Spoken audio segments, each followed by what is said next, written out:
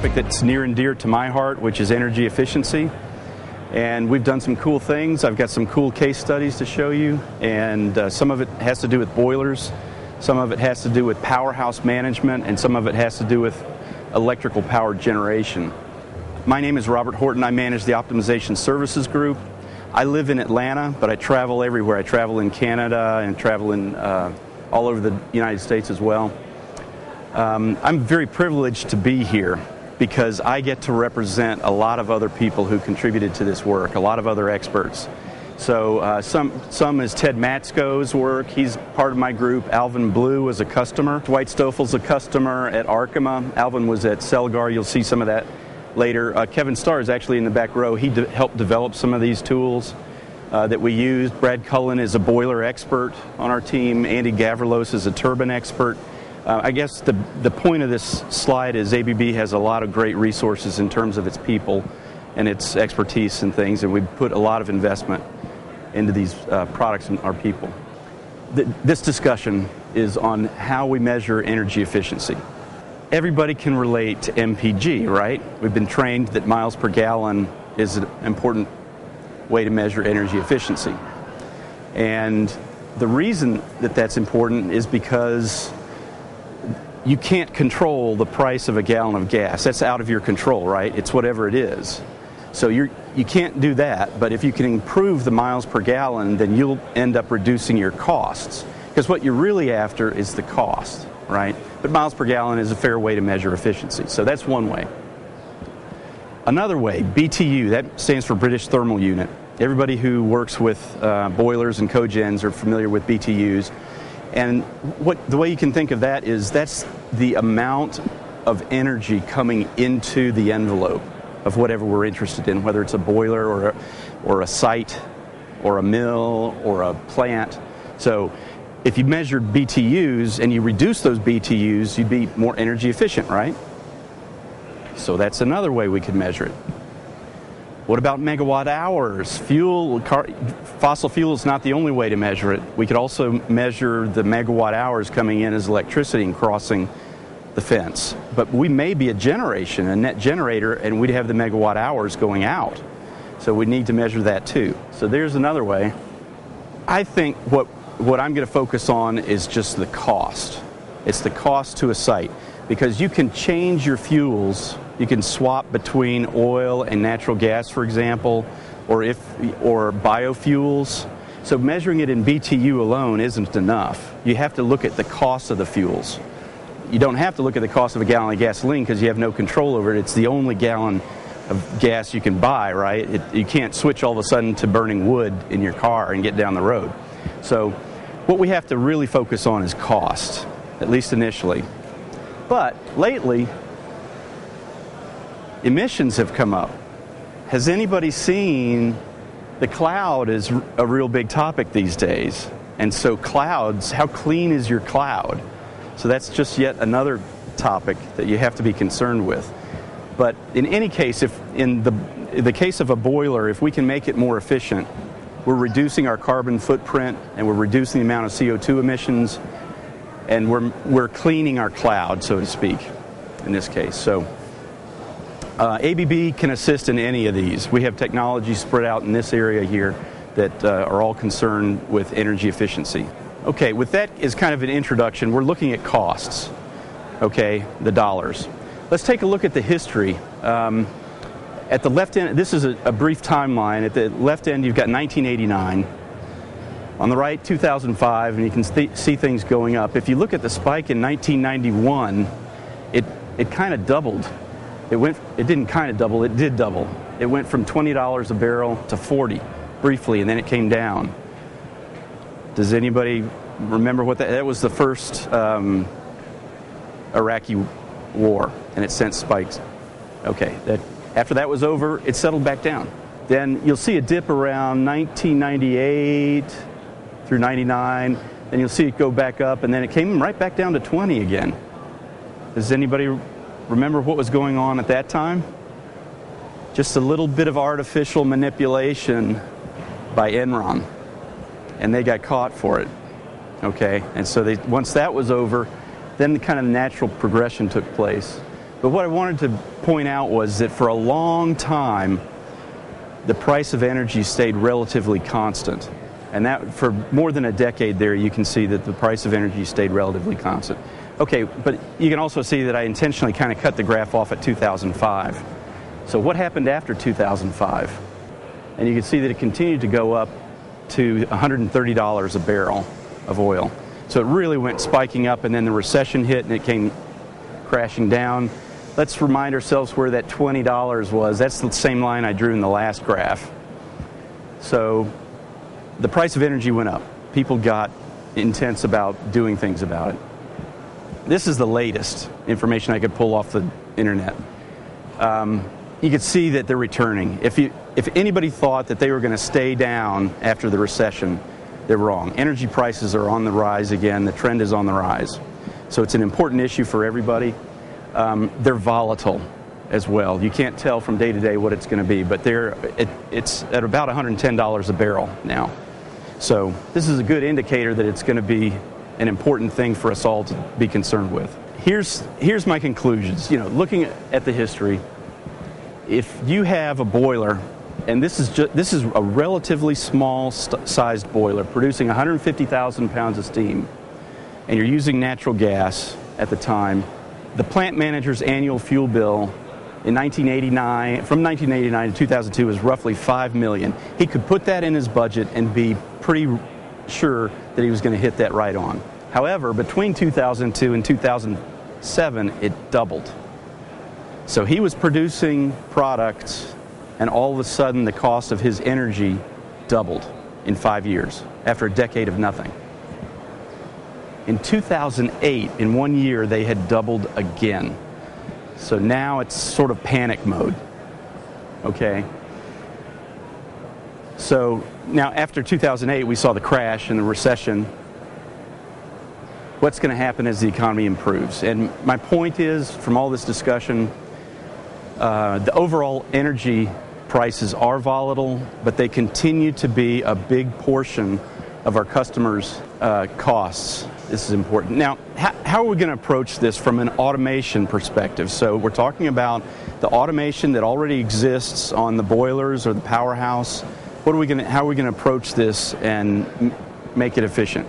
We've developed a team called Optimization Services, and I manage the delivery team here in North America. Kevin Starr is responsible for some of the development and methodology here. But what we found is that when a new mill or a new plant starts up, a new boiler house, powerhouse, even running manually, you can do better and better over time as the operators learn new tricks, learn what works and what doesn't. So things improve in performance through time. But they may not be able to reach ideal. And that's why we use automation, right? We use automation, we invest in automation to get the best we can all the time. And initially, that's what happens. You commission, you tune, you learn more, and you achieve. This is over the period of many years. But at some point, you kind of let go of it. You quit tuning it, you quit paying attention to it, and all of a sudden your performance starts to drop off. And again, over years or over some period of time, you get to the point where the operator feels that he can do it better than the control system that's out there. And he's going to switch off different loops and turn them manual. So how can we look at that asset that the company's purchased in automation and get the best out of it? What we've developed is a course of action that involves diagnosing first. Let's find out exactly where you are and what the gap is between where you're operating now, and that could be at any point in the line, but let's determine what that performance gap is. Let's do all the right measurements. Let's look at all the loops. We need a way to look at everything that's involved in the boiler control or the turbine control. We need to identify that performance gap and then plan a way that's efficient to achieve some of the improvement there and the better results. So that's an implementation stage. That's number two. You may not reach your ideal performance because it costs too much money to get to that. But if you use the 80-20 rule, perhaps for 20% of the investment, you can get 80% of the improvement in performance. And that's what we're looking for here. the low-lying fruit. There still may be a performance gap. We may know about it, but we want to sustain the improvements that we've made. So this is our methodology, and this is how we've approached the problems that I'm going to, and the case studies that I'm going to talk about. First, diagnose. We call that a fingerprint. That's a service. Then there's implementation services. That's hands-on. That's tuning. That's configuration changes. That's updates. That's getting you to top performance levels. And then you don't want to go back down that curve and lose those improvements. You need a methodology in place to sustain those improvements. And it may surprise you, but what we've found is that if you take let's say your boiler has 100 different control loops associated with it. What we found is that the half-life of PID loops is about 6 months, believe it or not. It's as short as 6 months, so that if you have 100 loops and they're perfectly tuned, in 6 months you can already see some degradation of about 50% of those loops. And if you go down the trend even further in time, you'll see that performance has declined even further. But the dark blue piece of the pie represents 35%, and it's in manual operation. So they've already turned off 35% of their loops. They're not getting any value whatsoever from 35% of their investment in automation. The 15% is out of range. What that means is that the loops are saturated. They're either at 0 or they're at 100%, but they're still not providing any value to the control because you're just stuck at either high or low. Actually, 30% of the loops are increasing variability. They're doing the opposite of what you bought them for. And then 25% are actually improving, doing what you want to do. So we found this after doing these studies, these fingerprint studies at a variety of different kind of plants, including boilers and chemical facilities and things like that. But there's a way to handle this. If we can develop a tool that can analyze hundreds of loops at a time and tell us exactly what's wrong with it, then that would help us get through and do this quickly and efficiently. So here's a generalized control loop.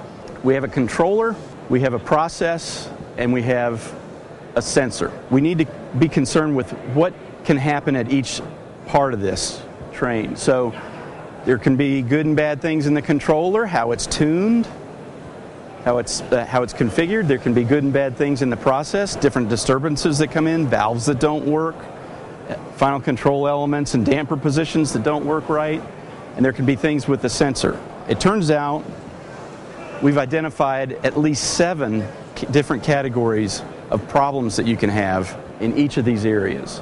So let's take just a few, and I won't go through every single one of these, but if it's in manual, obviously that's a problem with the controller. But you can have oscillating set points, and you'll see an example of that. Dead bands, offset. You can be over-aggressive, you can be under-aggressive and slow. The FCE travel, that's how much your valve is having to work to do its... FCE travel is a valve position going up and down and chattering. It may be doing a fine job of control, but there's mechanical problems associated with that. In the process, you could have some things out of range. You can have leakage, and we can talk about that, intermittent disturbances. We've identified a lot of different things that can be tested mathematically. So we've developed this. It's called the Loop Analyzer tool. I'm taking these from a previous case study we did with Arkema, and Dwight Stoffel was our host there. We presented this and we saved $300,000, and I'll show you how. There were 4 boilers at this powerhouse. This was supporting a chemical site. So 4 boilers, 2 of them were pretty old, from the 1950s. I think they're at the top, boiler 1 and boiler 2. They're smaller. They're built in the 50s, so they're very inefficient, but they're workhorses. Number 2 was the workhorse for this site. So they always ran number 2. They didn't like to use number 1 for one reason or another, and it was old. Boiler 3 is a little bit bigger and newer, and boiler 4 is the newest. And it had environmental equipment associated with it. So there were different concerns there that we had to worry about. What I want to do is focus on one of the boilers. Our strategy for doing this was to come in and do one boiler fingerprint on boiler number 2, because it's the workhorse and the oldest and already recognized to be inefficient. And then after we analyze that, come back and do the next boiler fingerprint while we're fixing the last one. So doing the implementation on the last one, and that way we can go through there and make improvements as we're doing the analysis on the next boiler. That worked very efficiently for us. So let's talk about boiler 2 for a little bit. Point out a few different things here. We've got inlet air on the left coming in. That comes through an FD fan, that's forced draft fan. So that's the inlet air, fresh air for combustion. You can see the gas, that's the fuel. This was a natural gas boiler. You can see there are 3 different burners there. The combustion chamber there, you'll see level control drum above that, and then feed water coming up to the level control and steam going out the top. So that's the purpose of the boiler, was to generate the process steam. The flue gas, however, after combustion goes outside through a stack. There was no environmental equipment on this because it was an older boiler and it's a pretty clean fuel to burn to begin with. But you'll notice that the oxygen content there was measured at 7% on one side and 7.5% on the other. Now, I'm going to refer back and forth to the oxygen content in the flue gas regularly because that's a KPI for the efficiency of the boiler. The higher it is and the more variable it is, the more problems you have with your efficiency. So I'll refer back to that in a couple of times in this. So that's kind of the details of one of the boilers here that we'll look at. So after we ran something like 50 to 75 loops through our loop scan analyzer, our loop analyzer, we found this one triggered the oscillations. So what you can see there is that on the top graph, we have a blue line that's going up and down. That's actually the set point to this controller. The green line is the process variable, or the movement of that. So that's moving around. And then the pink line is the controller signal, the controller output. So the controller, everything is moving up and down here. And we're wondering what's going on. But we suspect the damper positioners. In order to test that, what we did is we asked them to shut down that boiler and put the steam demand to the other 3, since we had 4 total at the site. When they shut that down, we went out and actually handheld the positioners for the dampers on the inlet air, on the forced draft fans on the inlet air. And we noticed a lot of linkage play. We noticed a lot of, in the controller, a lot of hysteresis and stiction. And so we were able to recognize those as components that needed to be repaired for efficient operation. We did another test after knowing that and recognizing that, where we said, well, is that the only contributor? Our key performance indicator is this light blue line or turquoise line at the bottom of the screen. That is a lot of variability for your KPI for a natural gas boiler. You should be able to perform at a lot more constant rate than that. So it's varying, as you can see, between 5 and 8%. That's all over the map. That's rotten control. Okay. What we did was, you'll see a point where the output goes flat for a little while. That was what we were testing, was, is the damper, those dampers that we identified, the only cause of all this fluctuation? And it was not.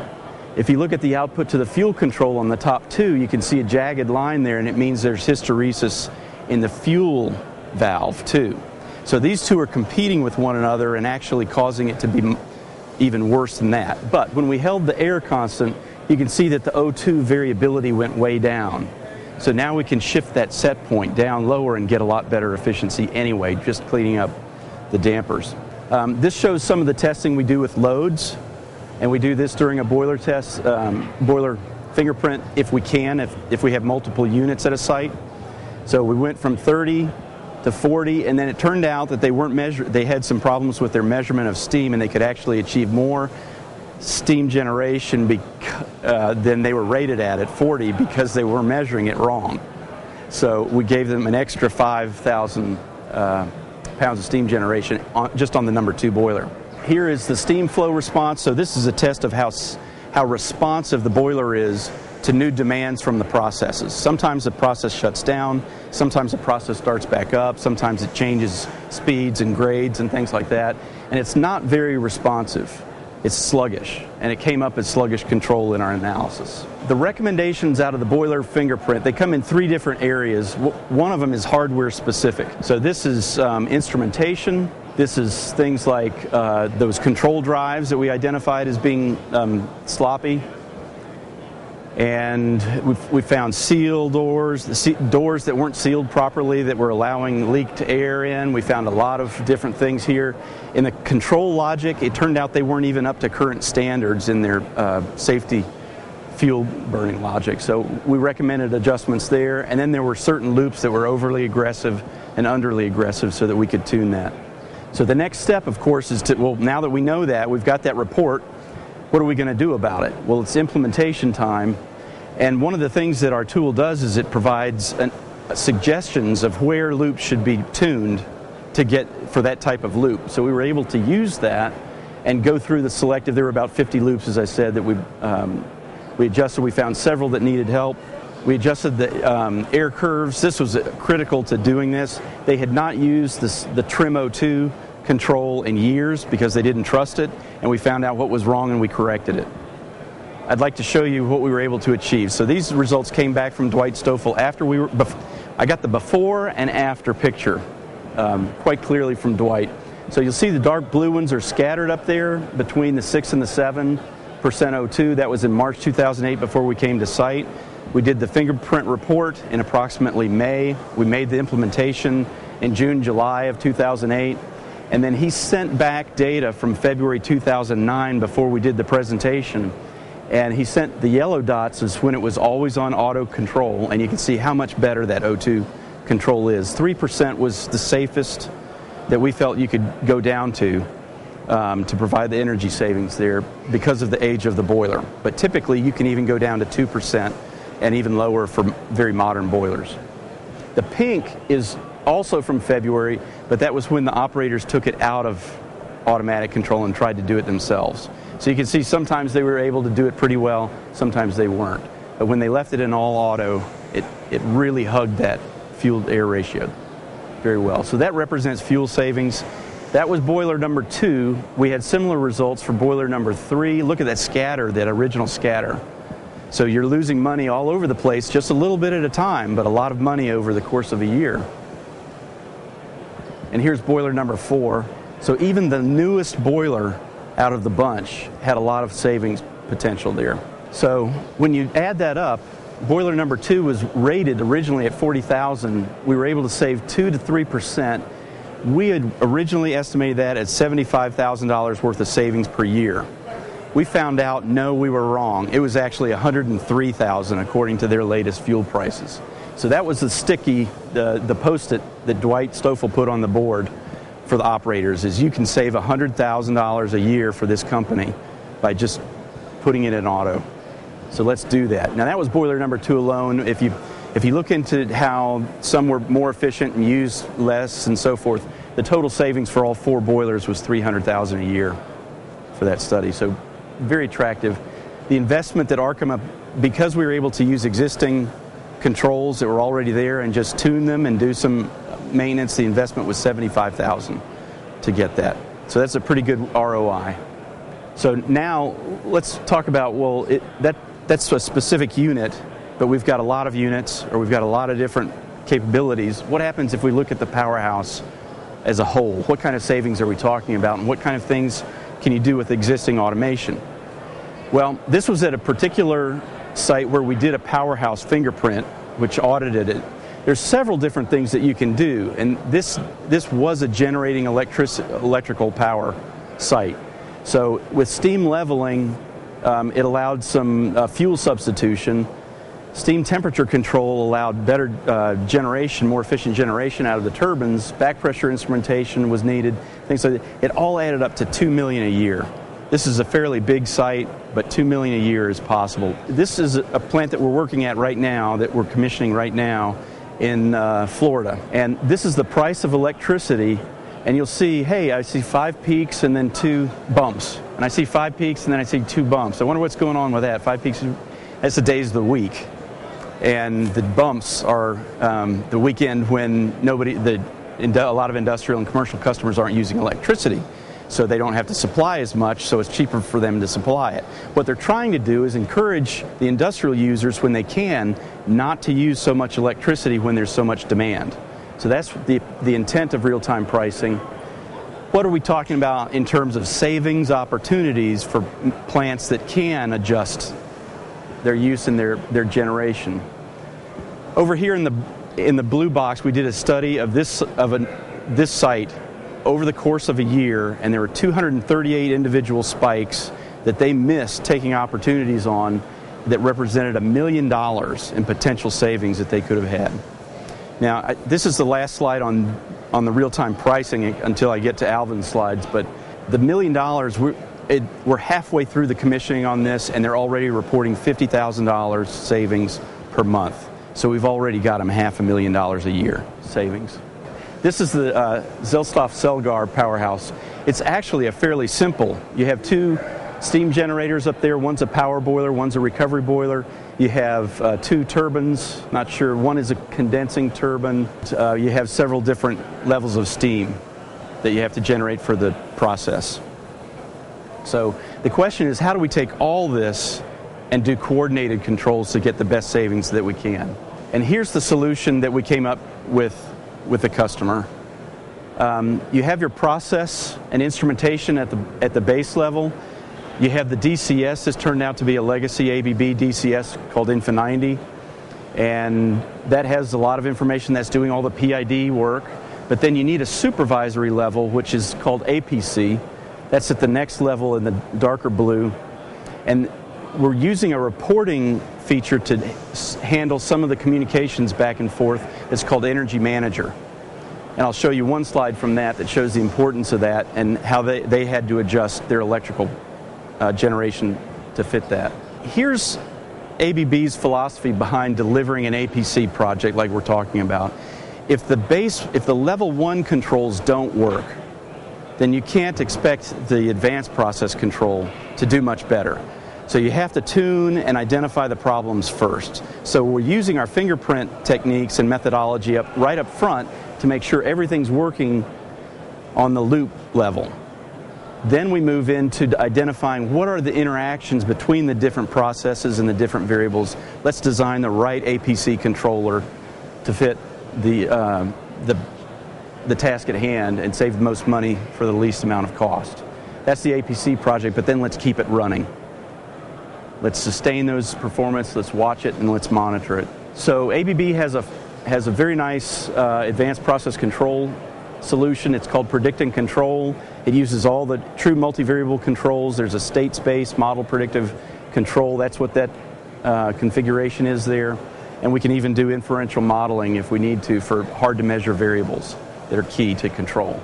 And what it allows us to do is where operators tend to prefer is to operate in sort of a safety zone, way far away from the limits of the constraints. But what we found is MPC and advanced process control can help you stay closer to those limits and those constraints and get the most value out of that you're capable of getting at that system. It's got a powerful engineering tool. The little graph you see there is the interaction between two inputs and two outputs, and so you can see that just changing one input has an effect on two outputs. Changing the other input has an effect on two outputs. You need to identify those interactions and build models to tune around that. So we've got a nice tool associated with that. And this is the before and after. Well, it's actually done in after and before style. What we've got is, I believe, Alvin, if I'm correct, it represents on. It's tuned on first, and then they turn off the process control, or the APC control, and you can see the increase in variability. And a couple of the key ones to look at are the dark blue, which is the admissions pressure controller to the turbine, I believe, and then the load controller overall. You can see how they start varying, and in turn they affect something that's very important, which is the level control and the drum level control. And that's the black one in this, the black one. So you can see a lot more variability in some of the key areas when you turn the APC off, and that doesn't allow you to operate close to your constraints and get all the bang for your buck out of that.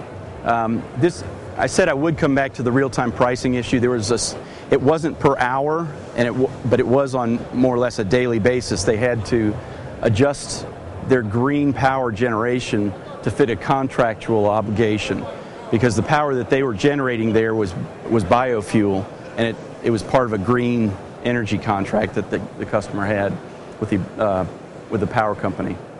So there was variability, but it was known ahead of time. It just meant that you had to reinforce the control and follow the right guidelines to meet that. Results were summarized as the APC savings were between $300,000 and $600,000 a year alone. I didn't include the additional savings that's possible from the energy manager component of this, but you can see all the different things that the APC controls were able to achieve there, and even more if a trip is avoided. The nice thing about process automation is you've already made an investment of some sort. Get the most value out of it. This is a structured way to make sure you identify the gap, the performance gap, and to get the most value that you can out of that. So you can, there's millions of dollars worth of opportunities just in process automation. When you go through this energy booth, you'll see all kinds of technologies and things that can also assist. But you've already made this investment. Let's get the most out of it. And also, I want you to consider advanced process control for certain situations.